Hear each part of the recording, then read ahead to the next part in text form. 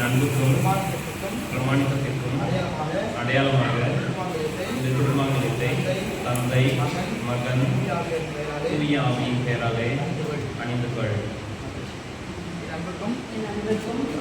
பிரமாணிக்கத்திற்கும் அடையாளமாக இந்த திருமாங்கல்யத்தை தந்தை மகன் தூய ஆவியாரின் பெயரால் அணிந்து கொள்கிறேன்.